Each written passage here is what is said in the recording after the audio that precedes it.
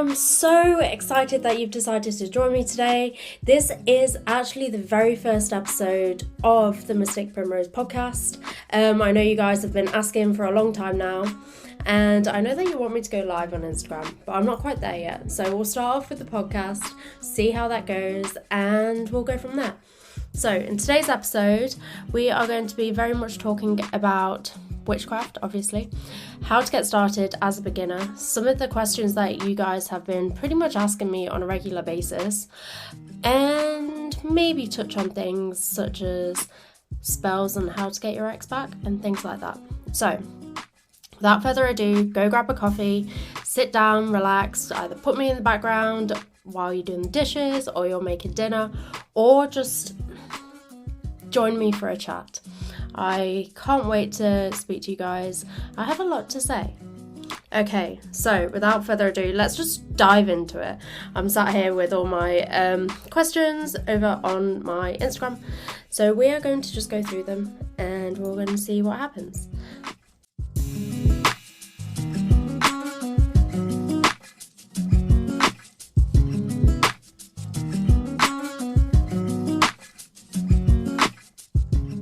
Okay, so the first question people have been asking me is, how did you get into witchcraft and where do I start? So I got into witchcraft maybe 5 years ago, maybe more than that. I want to say like 6 years ago. How old was I 6 years ago? 19. No, it was before then.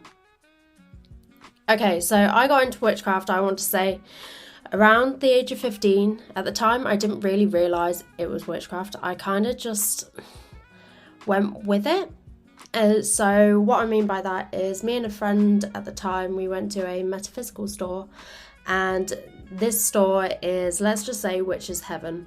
And it's got crystals, tarot cards, tapestries, sage, incense, the whole lot. And when I walked in there, I'd never walked into somewhere like it before, and let's be honest, it very quickly became my favourite store within like 15 minutes of where I lived. And they had everything. And there was one thing that caught my eye, was where the cashier's desk was. They had a load of pendulums hanging from the ceiling. And at the time, I was like, what are they? They're kind of just like weird looking crystal objects dangling from the ceiling. What do they do? So I asked the woman, I was like, what are they? What are they for? How do I use them? And she was like, they are a form of divination and they help you to answer yes or no questions. And at the time, I had a massive crush on someone. If they're listening, they know who they are. We will not drop names. We are now friends. But anyway, beside that, at the time, I was like, oh my God, I can find out whether I'll actually ever date this person. So obviously how a pendulum works, it swings one way for yes and one way for no. So lo and behold, I left the place with a pendulum in hand. I think it was a Unikite one at the time. Since then, I have lost it. I don't know where it's gone. One day it was here, next minute it just completely disappeared. So I'm assuming that pendulum didn't want anything to do with me anymore. But when I say I rely on these pendulums, I believe them 100%. So I guess you guys are all wondering, did I ever date this person?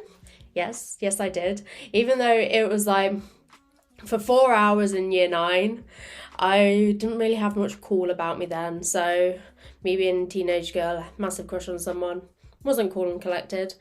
And let's just say it ended 4 hours later. A couple of years later, I dated them for a few months and we both came to terms that we were better off friends rather than in a relationship with one another. So we are now best friends, and he is coming with me for a bodybuilding competition at the weekend with his girlfriend, which I'm looking forward to, and they've always been there for me. So that's what happened then. So the pendulum was right. That's how I originally got into witchcraft, and ever since then I've kind of like picked things up as we go along. So it could be crystals here and there, incense. I think I remember online when I first got a laptop, I was like, how do a spell for turning myself into a vampire? And we all know that's not necessarily the case, but the fact that there was like spells and stuff really intrigued me. And then I stumbled upon a post, I can't remember what it was for the life of me, but it was how to make a altar.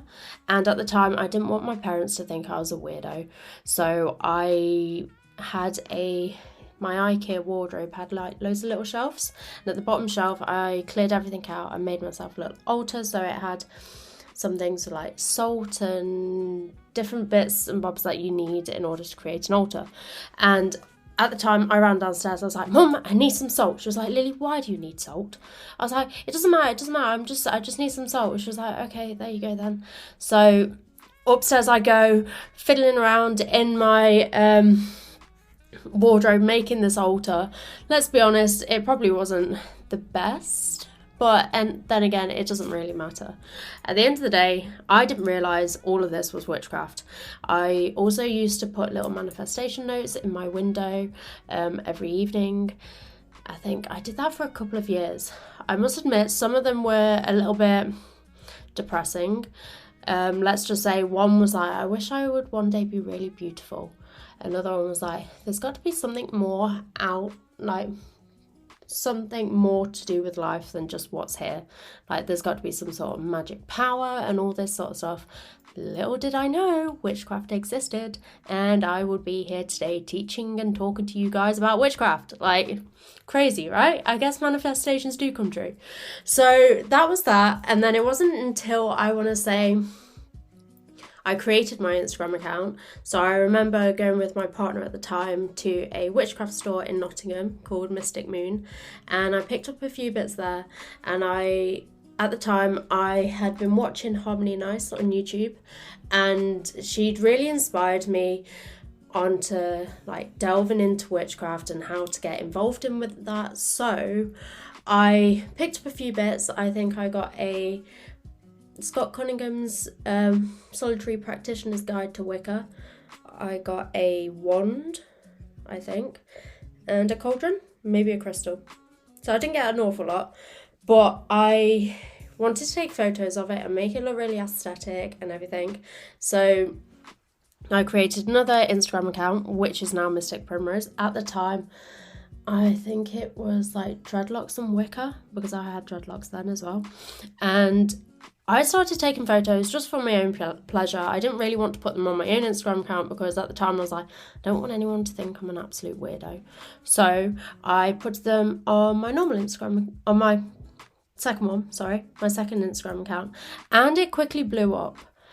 Like, I'm not saying like hundreds of thousands of followers, but this is when Instagram, it was big, but it wasn't really big. And it kind of went from like a couple of likes for the first post, and by like the fifth post it had like 500 likes, and I was like, oh my god, what is this? And since then I have kind of been on and off it on Instagram up until the last few years, and my witchcraft journey has kind of grew with my Instagram account. I don't know whether that's a good thing or not, but I learned people were starting to come to me for advice with witchcraft, and at the time I knew a lot, but I didn't like know enough to be able to be comfortable with teaching and everything. And the pressure of people asking me is what caused me to go, you know what, I do actually need to sit here and learn it, because people are looking up to me. And that is pretty much the Mystic Primrose legacy. It's where we are today. I have grown you guys to like over 560,000 followers, which I think is absolutely insane for saying I just started started my Instagram account just to post some witchy aesthetic photos, not thinking it would ever lead to this, let alone a podcast, let alone a YouTube video, let alone a business. And I'm just sat here like, I could not be more grateful for you guys. It's crazy. So that's a little backstory on how I got into witchcraft. What I'm guessing you guys want to know is, how do you get started? Where do you start? And how do you know you're not doing anything wrong? Like, you want to do a spell, but you don't want to do it wrong, if that makes sense. So what I would say is pretty much just do what I did. Is I went and researched. I got a few books on witchcraft or astrology or bits like that always interested me, but I didn't really know much about. And then I went through, read all the books, I watched YouTube videos. I also made a list on the different things that I wanted to research and learn about. So that would be like herbs and their meanings, crystals and their meanings, how to do candle magic, how to do spell jars, how to do fire spells. That's kind of candle magic, but not necessarily candle magic if you're not using candles.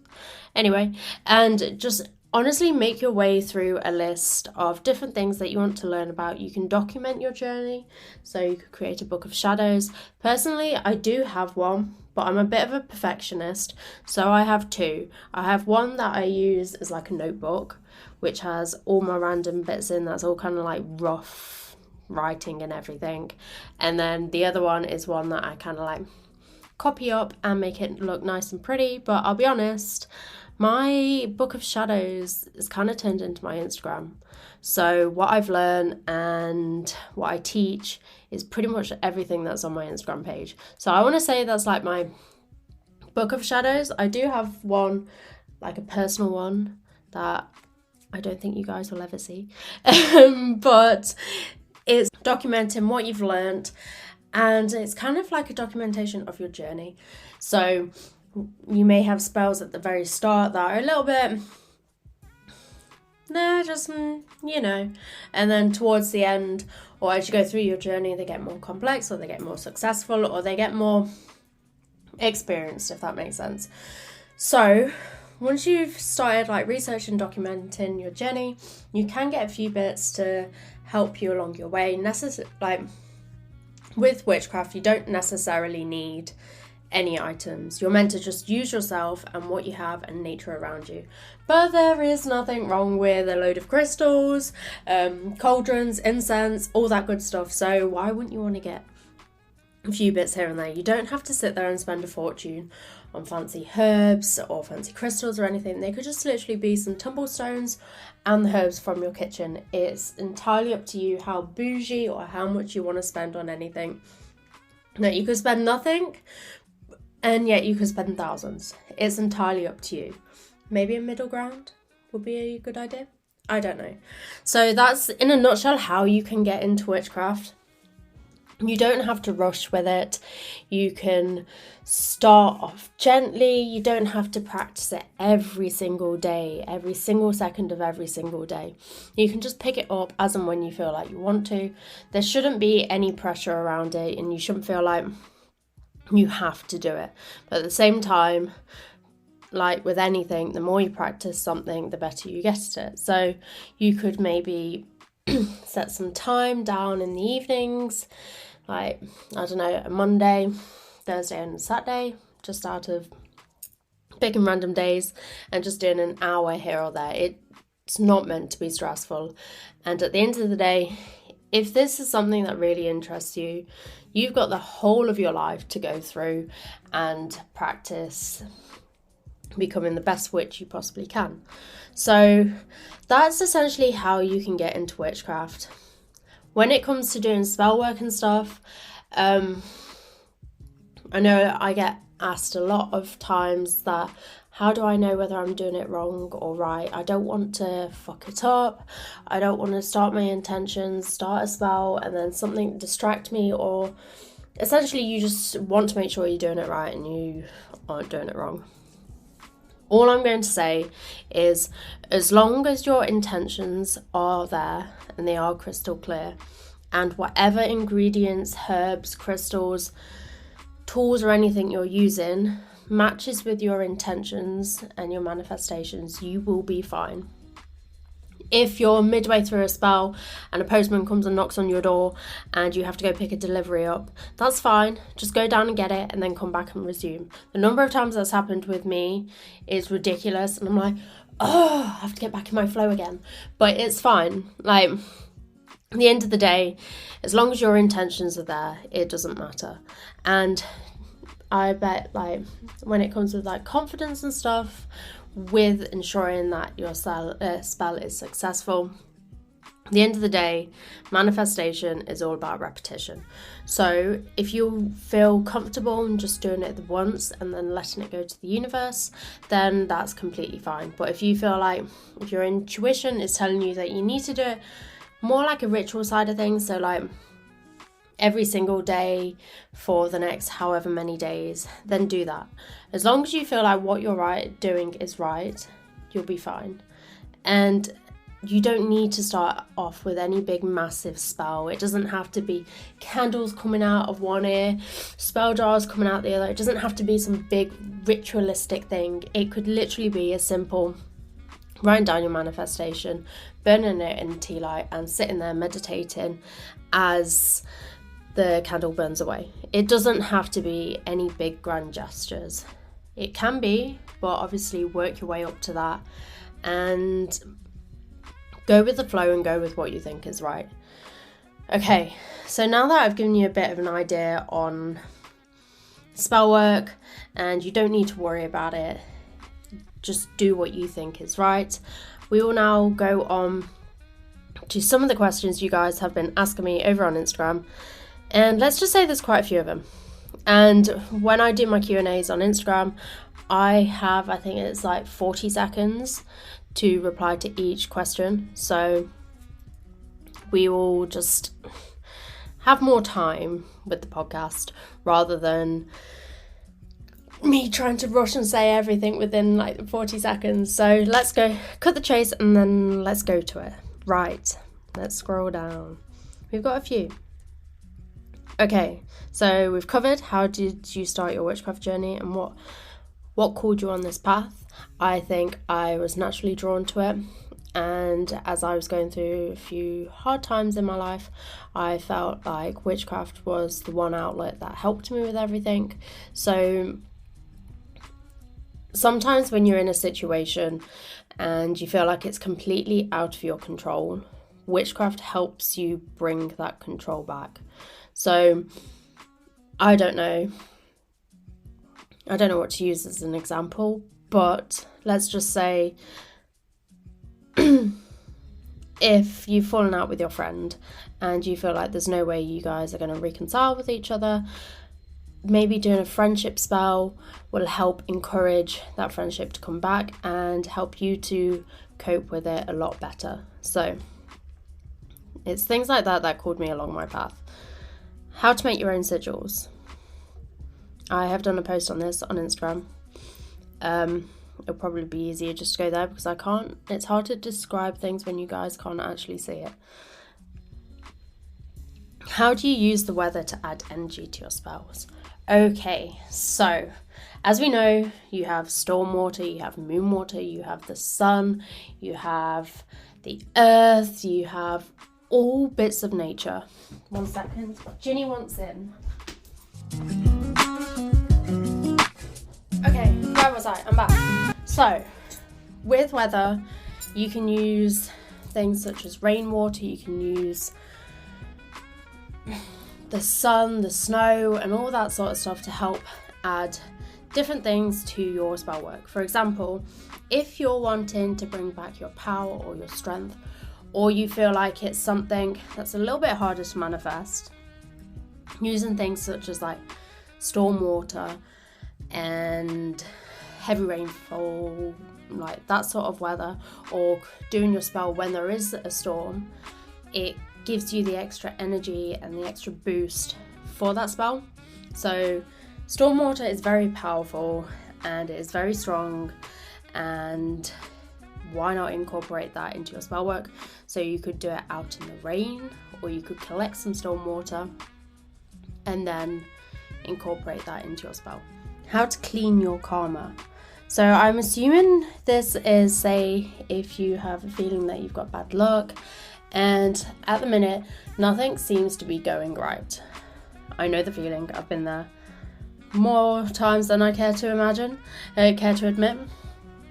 So you could literally just sit down, spend some time meditating, clearing all those negative thoughts. You can also do a energy cleansing shower. So this could just be you sat in your shower and visualizing all the negative energy and bad karma and all the things we necessarily don't want in our lives just disappearing, draining off you and down into the drain. You can add some incense, you could burn some sage, you could hold some clear quartz and some obsidian. So clear quartz is for cleansing and amplifying your spells, and obsidian is for protection and strength. So you could use both of them to help protect yourself and cleanse yourself at the same time. And then you could do a little cleansing ritual, candle ritual. So you could get some salt, you could get some water, you could get some maybe a black candle or white candle, it's entirely up to you, and just incorporate your intentions and your manifestations and what you want into the ritual. And as long as you're focusing on cleansing your energy, getting rid of any bad karma, it will work.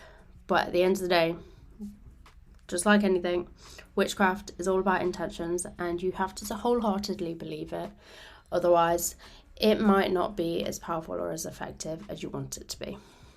Next question. Why am I always out of breath when I'm sat here talking? Tips for beginners, and what should be your state emotionally, physically before you sit and perform any ritual? Okay, so let's set the scene. You have just broke up with your ex. You're a witch. You want him back. And you feel like your whole entire world is coming tumbling down. Okay? And you feel like you need to do a spell there and then, straight away. Otherwise, everything's going to go to shit and you've lost him forever. Yes, you may feel like that's a good idea, but at the same time, you are not putting the right intentions and you're not in the right frame of mind to do so. So when it comes to doing rituals and everything, you need to be able to just be relatively calm, chilled, relaxed, in the right frame of mind. And let's say you want your ex back, you've acknowledged these feelings, but at the same time, you want them to come back for the right reasons. You don't want someone to come back if they don't want to come back. And you don't want to have to force things. And at the end of the day, you don't want karma to come bite you in the bum because you forced someone back when they don't necessarily want to come back.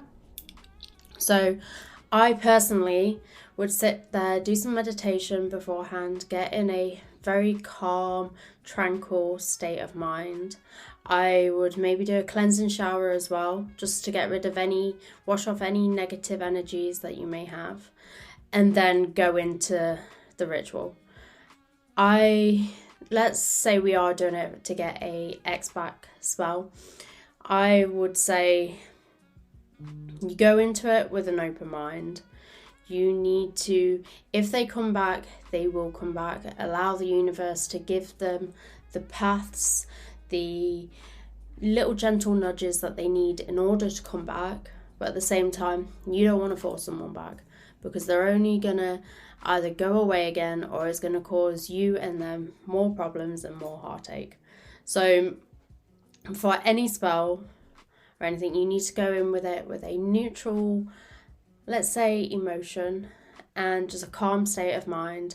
Yes, you've registered what your intentions are and what you want, but try not to fixate on them with emotions. Maybe a little bit of optimism and excitement is good, but at the same time, you don't want to go in it with anger. You don't want to go in with it like with desperation, because it's just going to give off the wrong energy and the wrong vibes. And one, it's not good for your mental state. And two, I don't know if the universe is going to listen to you if you're like all fired up and angry or upset or anything. They're more like with anyone, they're more than likely to listen to you if you're much calmer, calm, collected and chilled out. That's why I'm talking to myself. Trust me, I've learned from past experiences with different spell work and being angry, it does not bode well. So that's a little bit about chilling out and being calm and collected with regards to spell work. And if you feel like you want to do a spell but you're still not quite in the frame of mind, come back to it tomorrow or the following day or later on that day, or go out for a walk. Just try and gather your thoughts and chill out before you go into it. How to attract good people in your life or good friends. How to attract people that improve. I'm assuming.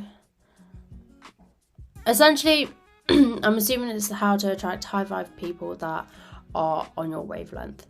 At the end of the day, with anything, if you want to attract something specific in your life, you need to behave like that too. So let's say you're looking for a new man, but you want him to be everything you want. You want him to be a high vibe man, so that would be like someone who respects you, treats you like a queen, but at the same time doesn't like control you, overshadow you and stuff like that. So in order to get that, you need to act the same way too. So you can't just sit here, let's say you want to be with someone who's highly active, earns a lot of money. You can't just sit here being lazy and lying on your ass on the sofa, eating a bag of Cheetos, not doing anything with your life. If you want to get that sort of person into your life, you need to start acting like it too. It's, say, with manifestation. Say if you're wanting to become rich, you need to do things to help you become rich. You can't just sit there and hope it comes to you. Yes, maybe one day it might, but why sit there waiting when you can actively do it yourself? So let's say if you're wanting to attract good people into your life that are very much on your wavelength and they enjoy the things that you do, let's say yoga, why don't you go to a yoga yoga class and meet people there, because they will obviously be interested in yoga and in a calm, happy frame of mind. That'd be the perfect place to meet new people. But I know sitting on your bum and wallowing in self-pity and feeling like shit is not going to get you the people that you want. In order to get what you want, you need to go out there and get it. So you are what you attract, right? At the end of the day, is it that they say like you are the average of the 5 people that you hang around with the most?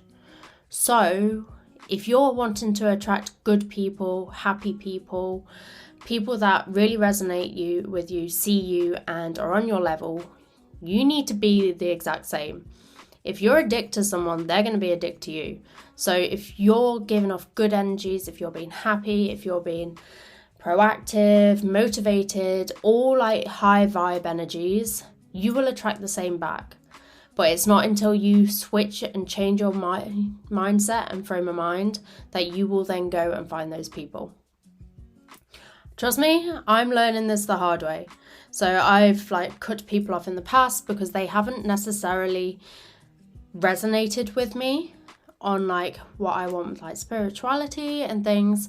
So yes, cutting people off, and you might necessarily not want to do it because you feel lonely and sad, but at the same time it gives you the chance to really work on yourself, really decide what your boundaries are, and really go out there and mix and communicate with the people that you actually want to communicate with, and not just the people that you are there but they're not, you're only wanting them there because you don't want to be lonely. And at the end of the day, if you do end up cutting people out and you go from like 20 friends to just a couple, like it's not the end of the world. You're just sticking with the people that actually fully resonate with you and actually see you as a person, and not someone who's just going to stab you in the back, walk all over you and everything. So yes, it may be hard at the time to sit there and let go, but if you sit there and decide on your boundaries and decide what you want from friends and what you want from relationships and what you will accept and what you won't accept, you will soon realize that you are actually meeting new people that actually resonate with you. And I bet you're just sat here like, yeah, but I don't have the confidence to go out there. I don't have the confidence to go to like a yoga meeting and all this sort of stuff. Honestly, just fake it till you make it. I've been in that situation before. There's parts of me now that are sat here like, I don't really want to go do this. But you have, if you want those sort of people and you want to connect with the right kind of people, you have to go look for them. Yes, it took me a long time to realise they're not necessarily going to come to you, but the universe will provide if you're willing to show up and show that, yes, this is what I want, and these are my boundaries. I won't do this, I won't do that, but I'll do this. Then soon enough, you'll be surrounded by people that love you, that see you, and the people that you actually resonate with, not just stale friends that don't serve your best interests at heart. I think I watched a YouTube video the other day about entrepreneurs and people who want to become billionaires and earn a lot of money, but they're sat there taking advice from poor people. And it's like, I know that whole side thing might piss people off, but at the same time, if you're wanting to become a millionaire, you need to talk to millionaires or wealthy people in order to understand how they've made their money. There's no point in talking to people that don't know how to save, they don't know how to earn a living and all this sort of stuff, because they won't be able to give you the answers that they want, or they won't seem to understand or connect with you why you want all this, because they don't. Okay, on to the next question. How long are we on now? We're on half an hour. It's going quite well. I am needing another coffee, but we will keep going. How can I remove a spell how can I remove a spell that I've casted that I don't necessarily want on anymore?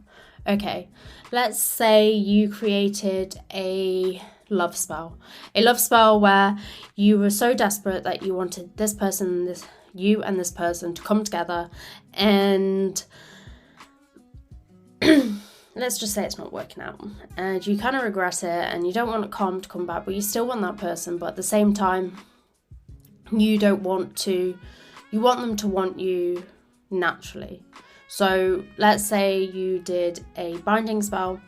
You could literally just do a cord cutting spell, which is the absolute opposite, and then you could maybe redo another spell after that. So the cord cutting spell, it essentially cuts the ties and connections between you and whatever you want to let go. So this could be a bad habit, this could be a person, this could be a spell, or anything like that you want to let go in your life. You can do a cord cutting spell. So this is where you get 2 candles, or you can have more than 1 candle if you've got more than one thing to let go of, but I would maybe do 1 at a time. So you get 2 candles, a piece of string in between the 2, and as the candles burn and the string catches fire and snaps in 2, that symbolises you letting go and you cutting emotional and physical ties with that thing. After you've done that and you felt like you can let go and you have broken the spell and all that sort of stuff, you can then do another one where it could be like a binding spell, where if you're doing a love spell, you want this person to come back with the right intentions because they want to come back and not because you're forcing them back. You could then do a spell based on those intentions and go from there. And with cord cutting spells, if you feel, you can also do it, say if someone you feel like someone's put a curse on you or some bad luck on you, you can literally do it for the same. You can literally do the cord cutting spell for those reasons.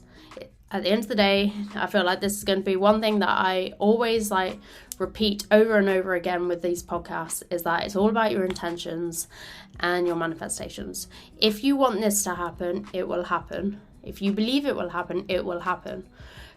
But you need to go into it with the right frame of mind, with ethics, thinking about other people, about yourself, and all those different bits. Okay, next question. I feel like we're flying through these. Why do you think other religions think spells and witchcraft are evil?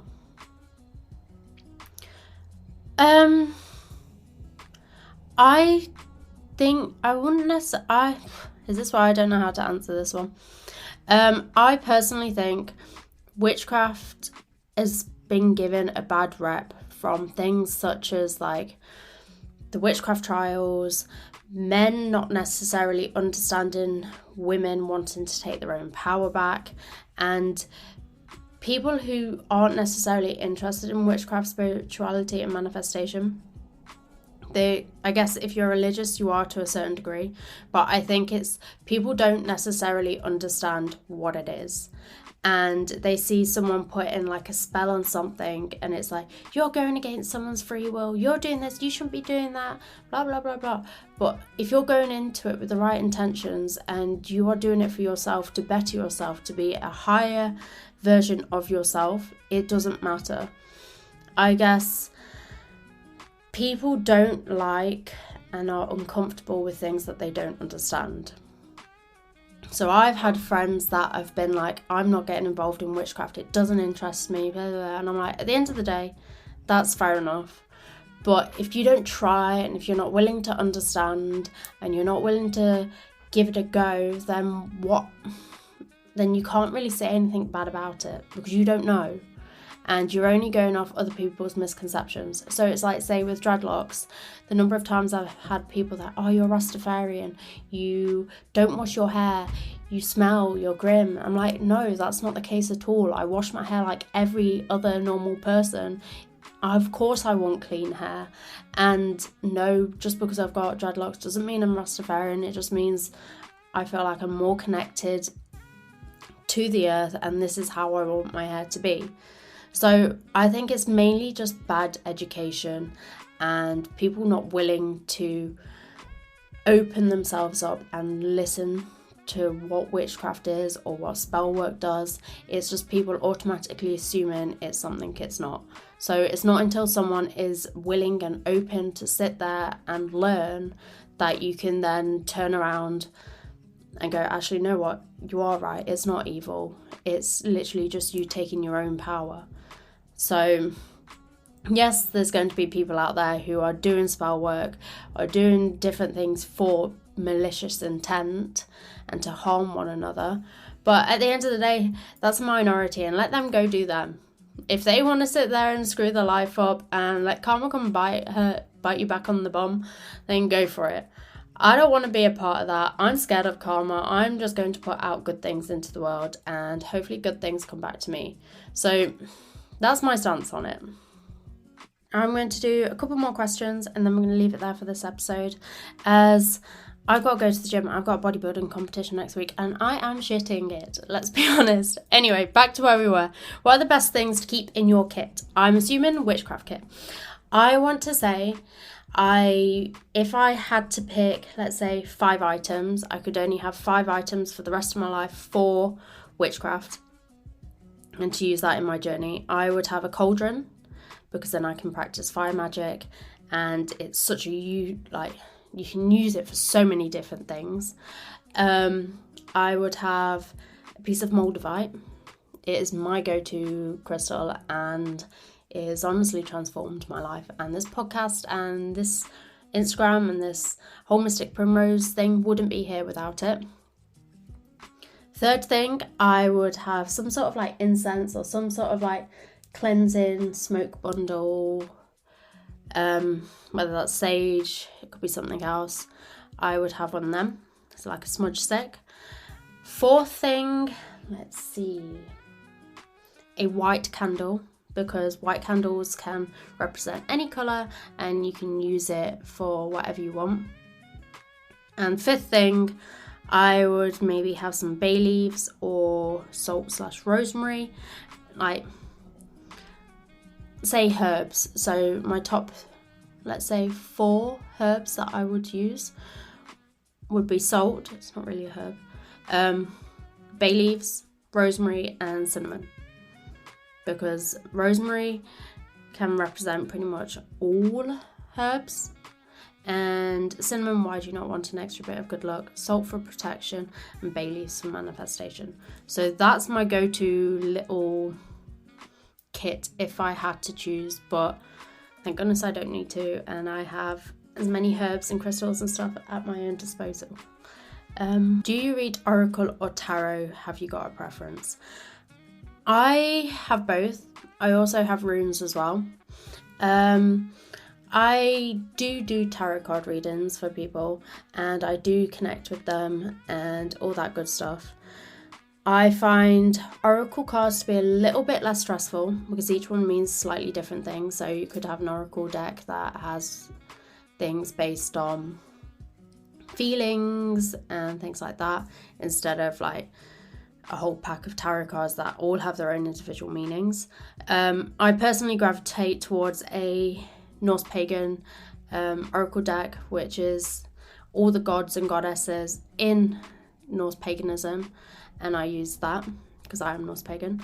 And I also do gravitate towards more with runes and pendulums, just because I find they're not as overwhelming and they're a lot easier to understand. But I do love tarot cards and do tarot card readings for people. So I kind of do everything. But if I had to personally pick which one I wanted, it would be either a set of runes, a pendulum, or my Norse pagan oracle deck. I literally love that thing.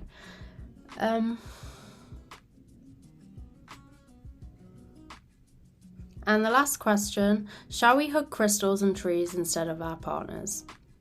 If your partner is an arsehole and he is not treating you like a queen or the person that you deserve or want to be treated, hug crystals and trees instead. They will look after you. Like, if you've got a shitty partner who doesn't care and you're struggling to let them go, and you're sat here like, but I love them, they say they love me. Yes, but let them go. You'll find someone better. You'll find someone who treats you exactly how you want to be treated and not on a piece of string. So, from my own personal experience, maybe hug crystals and trees if they're slightly better than your arsehole partner. Anyway, let's just leave it on that. I will see you guys later at some other point with another episode, hopefully next week. If you do have any questions or anything, feel free to email me at info@mysticprimrose.com. I will answer them in the next episode on the Mystic Primrose podcast. And I will see you guys over on Instagram. If you ever need any help or any tips or anything with regards to witchcraft, feel free to reach out to me and I will do my best to answer them where I can. Wishing you an amazing, magical, witchy day, and go live your best life. Manifest whatever you want. Just make sure it's not against someone's free will. And I will see you guys soon. Bye!